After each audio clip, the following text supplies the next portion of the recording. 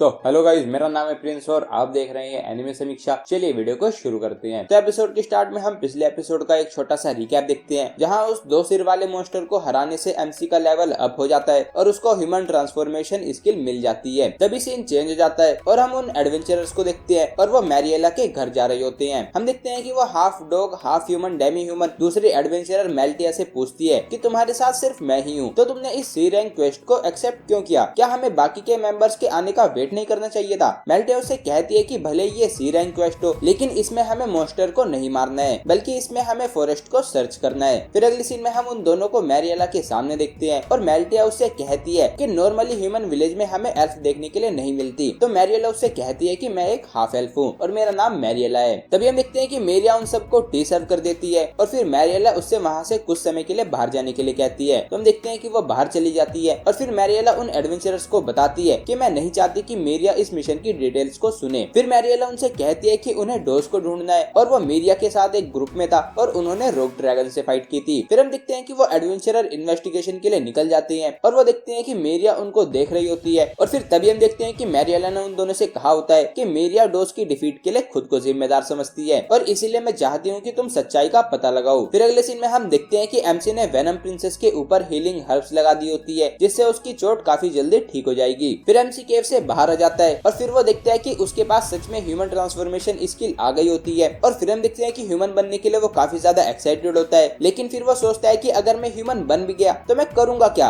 वो कहता है कि मैं ब्लैक लिजर्ड को छोड़ना नहीं चाहता, लेकिन एक प्रॉपर विलेज में रहना भी काफी अच्छा होगा। फिर हम देखते हैं कि वो काफी एक्साइटेड होता है कि वो कैसा ह्यूमन बनेगा और फिर वो ह्यूमन ट्रांसफॉर्मेशन स्किल को यूज करता है, जिससे हम देखते हैं कि वो ट्रांसफॉर्म हो जाता है, लेकिन सिर्फ उसकी बॉडी ह्यूमन जैसी बनी होती है और वो ह्यूमन नहीं बना होता। हम देखते हैं कि ये देखकर वो काफी ज्यादा शॉक हो जाता है और फिर हम देखते हैं कि डिवाइन वॉइस भी उसे कोई एक्सप्लेनेशन देने से मना कर देती है, तो वो डिवाइन वॉइस पर काफी गुस्सा हो रहा होता है। फिर एमसी देखता है कि उसके अटैक और डिफेंस दोनों आधे हो चुके होते हैं और उसकी एमपी भी लगातार काफी कम होती जा रही होती है, तो वो वापस से ट्रांसफॉर्म होकर ड्रैगन बन जाता है। फिर हम उन दोनों एडवेंचरर्स को देखते हैं और उन्होंने बड़ी मुश्किल से एक स्पाइडर मॉन्स्टर को हरा दिया होता है। और फिर हम देखते हैं कि अब रात हो चुकी होती है और अभी तक भी उन्हें डोज का कोई साइन नहीं मिला होता। फिर हम देखते हैं कि वो एमसी की केव के पास पहुंच जाते हैं और वो देखते हैं कि उस केव के बाहर एक ड्रैगन और एक ह्यूमन के क्ले के स्टैचू बनी होती है। और फिर हम देखते हैं कि वो वहाँ पर कुछ मीट को लटका हुआ देखते हैं, जो कि एमसी ने लटकाया हुआ होता है। और फिर हम देखते हैं कि वो केव के अंदर आ जाते हैं और वो देखते हैं कि वहाँ पर लाइट शूम लगे होते हैं। और फिर वो डेमी ह्यूमन एडवेंचरर वहाँ पर कुछ रेड फ्रूट्स को देखती है और फिर मेल्टिया उसको बताती है कि वो रेड गोल्ड यानी कि पिपेरिस होता है। तो हम देखते हैं कि ये सुनकर वो डेमी ह्यूमन लड़की कुछ फ्रूट्स को अपने साथ ले जाने के लिए कहती है, तो मेल्टिया उसको मना करती है और कहती है कि ये हाइड आउट जरूर थीव्स का है, तो इनको अपने साथ ले जाने से हम प्रॉब्लम में पड़ सकते हैं। तभी हम देखते हैं कि ब्लैक लिजर्ड उनके सामने जाती है, लेकिन फिर हम देखते हैं कि वो वहाँ से चली जाती है। फिर मेल्टिया उस दूसरी एडवेंचरर को बताती है कि वो ब्लैक लिजर्ड वेनम प्रिंसेस है और उसका एक बाइट ही उनको मार सकता है। फिर हम केव के बाहर एमसी को देखते हैं और वेनम प्रिंसेस भी उसी के साथ होती है। फिर हमें पता चलता है कि एमसी ने उन दोनों एडवेंचरर को केव के अंदर जाते हुए देख लिया होता है और फिर वो फिर से ह्यूमन ट्रांसफॉर्मेशन यूज करने के लिए कहता है। और फिर हम देखते हैं कि वो फिर से ट्रांसफॉर्म हो जाता है और उन दोनों एडवेंचरर के सामने जाता है, लेकिन हम देखते हैं कि उन दोनों को एमसी काफी खतरनाक मॉन्स्टर दिख रहा होता है। और फिर वो डेमी ह्यूमन एडवेंचरर यूनो और मेल्टिया उस पर अटैक कर देती है और फिर वो दोनों वहाँ से भाग जाती हैं। फिर हम देखते हैं कि वो दोनों वहाँ से काफी दूर आ चुकी होती हैं और फिर मेल्टिया कहती है कि मुझे विश्वास नहीं होता कि इस फॉरेस्ट में प्लेग ड्रैगन भी रहते हैं। फिर वो डेमी ह्यूमन यूनो उससे पूछती है कि अब हमको क्या करना चाहिए, क्या हमें वापस जाना चाहिए? तो मेल्टिया कहती है कि नहीं, हमारे पास रिपोर्ट करने के लिए कुछ नहीं है। और फिर वो कहती है कि लेकिन आगे की इन्वेस्टिगेशन के लिए हमें और ज्यादा मैन पावर की जरूरत होगी। और फिर वो उनकी पार्टी के बाकी के मेंबर्स को भी बुलाने के लिए कहते हैं। फिर अगले सीन में हम देखते हैं कि अब सुबह हो चुकी होती है और एमसी उठ जाता है और रेस्ट करने से वो पूरा रिकवर हो गया होता है। फिर वो एक मीट के टुकड़े को खाने लगता है और उससे एमसी को कुछ याद आता है। और फिर हम देखते हैं कि वो वेनम प्रिंसेस से कहता है कि कुछ मंकीज मेरे मीट को चुरा लेते हैं, तो उनको सबक सिखाने के लिए मैं मीट को पॉइजन करना चाहता हूँ और मैं चाहता हूँ कि पॉइजन स्ट्रॉन्ग हो और उसका कोई कलर और स्मेल ना हो। तो हम देखते हैं कि ये सुनकर वेनम प्रिंसेस एक पोट को पॉइजन से भर देती है और उस पॉइजन में कोई स्मेल और कलर भी नहीं होता। फिर अगले सीन में हम देखते हैं कि एमसी ने उन मीट को पॉइजन से कवर कर दिया होता है और फिर वो छिपकर उन मंकीज का वेट करने लगता है, लेकिन हम देखते हैं कि काफी समय बीत चुका होता है और वो मंकी नहीं आए होते। लेकिन फिर तभी एमसी को कुछ आवाज आती है और वो देखते हैं कि वहाँ पर कुछ मंकीज होते हैं और उनमें से एक मंकी को पॉइजन लग गया होता है और वो धीरे धीरे मर रहा होता है। फिर एमसी जाकर उन पर अटैक कर देता है और फिर वो तीनों मंकी मिलकर एमसी पर अटैक करने वाले होते हैं। तो ये देखकर एमसी वेनम प्रिंसेस को इशारा करता है और फिर वेनम प्रिंसेस उन मंकी पर क्ले गन से अटैक करती है और फिर एमसी उन पर अपनी टेल से अटैक करके उन्हें दूर गिरा देता है। फिर हम देखते हैं कि वो मंकी काफी तेज सीटी बजाते हैं, मतलब कि विसल करते हैं, और असल में वो अपने साथी को बुला रहे होते हैं। और हम देखते हैं कि वहाँ पर एक काफी बड़ा मंकी आ जाता है। फिर एमसी उस मंकी यानी कि उस जायंट ओरंगुरैंग का स्टेटस देखता है और एमसी देखता है कि उसके स्टेट्स एमसी के बराबर होते हैं, लेकिन उसके पास क्विक, पावर, सपोर्टर और क्लैन बॉस जैसी स्किल होती है जो कि उसके फॉलोअर्स को स्ट्रॉन्ग बनाती है। फिर एमसी उस पर बेबी ब्रेथ से अटैक करता है, लेकिन वो तीनों मंकी उनके बीच में आकर वहाँ पर एक अर्थ वॉल बना देती है, जिससे वो ओरंगुरैंग बच जाता है। फिर वो तीनों मंकी जाकर एमसी पर अटैक करते हैं, लेकिन एमसी उनके अटैक को ब्लॉक करता है और फिर तभी वेनम प्रिंसेस उन पर क्ले गन से अटैक करती है। लेकिन फिर हम देखते हैं कि एक मंकी एमसी को काट लेता है और फिर वो ओरंगुरैंग उन पर अटैक करने आता है, तो वेनम प्रिंसेस रोल करके उस पर अटैक करती है, लेकिन उससे उसे कुछ नहीं होता और फिर वो वेनम प्रिंसेस को पकड़कर एक पेड़ पर फेंक कर मारता है, लेकिन एमसी वेनम प्रिंसेस को बचा लेता है। फिर एमसी सोचता है कि अगर सब कुछ ऐसे ही चलता रहा तो मैं इससे नहीं जीत पाऊंगा,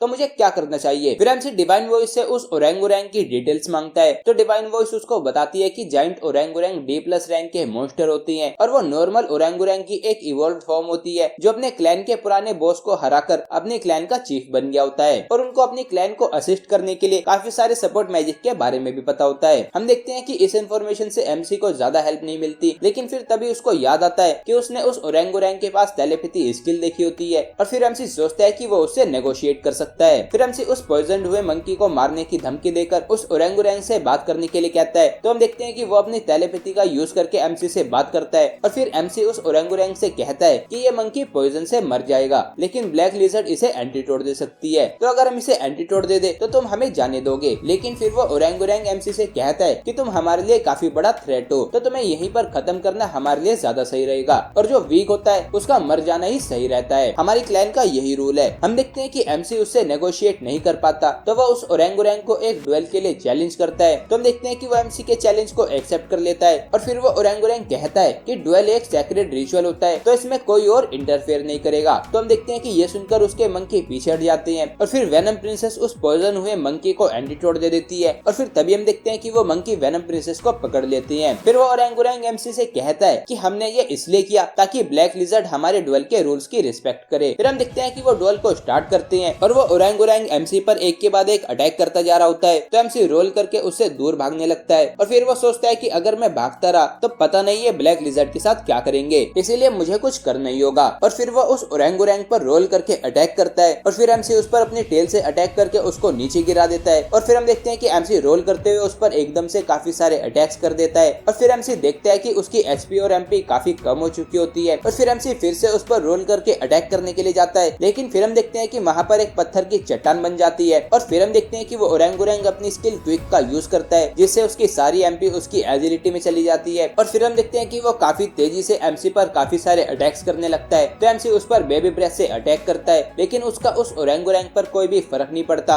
और वो एमसी की काफी अच्छे से धुलाई कर रहा होता है। फिर एमसी सोचता है कि अब मेरे पास कोई और चॉइस नहीं है, मुझे इससे हैंड टू हैंड फाइट करनी पड़ेगी और फिर हम देखते हैं कि वो दोनों एक दूसरे से हैंड टू हैंड फाइट करने लगते हैं और वो दोनों एक दूसरे पर काफी सारे अटैक्स कर रहे होते हैं और फिर हम देखते हैं कि उन दोनों की हालत काफी ज्यादा बुरी हो चुकी होती है, तो वो दोनों एक दूसरे पर लास्ट अटैक करने के लिए जाती हैं, लेकिन हम देखते हैं कि इस बार एमसी उसके पंच को डॉज करके उस ओरंगुरैंग को पंच मार देता है और इससे उसका ड्रैगन पंच लेवल 2 से लेवल 3 हो जाता है। लेकिन फिर तभी हम देखते हैं कि वो ओरंगुरैंग भी एमसी को पंच मार देता है और फिर हम देखते हैं कि वो दोनों ही नीचे गिर जाते हैं, लेकिन फिर हम देखते हैं कि वो ओरंगुरैंग मर चुका होता है और इससे एमसी को 162 एक्सपी मिल जाती है और उसके वॉकिंग एक टाइटल की वजह से उसको एक्स्ट्रा एक्सपी भी मिली होती है और फिर हम देखते हैं कि उन मंकीज ने ब्लैक लिजर्ड को छोड़ दिया होता है और फिर एमसी का लेवल 37 से 39 हो जाता है और उसको एक टाइटल क्लैन बॉस भी मिला होता है। लेकिन फिर हम देखते हैं कि एमसी बेहोश हो जाता है और फिर एपिसोड यहीं पर एंड हो जाता है। तो गाइस ये था episode 6 of the reincarnated as a dragon hatchling. अगर आपको ये वीडियो पसंद आई है तो वीडियो को लाइक कीजिए, चैनल को सब्सक्राइब कीजिए, प्रेस कीजिए बेल आइकन को। मैं मिलता हूँ आपसे नेक्स्ट वीडियो में।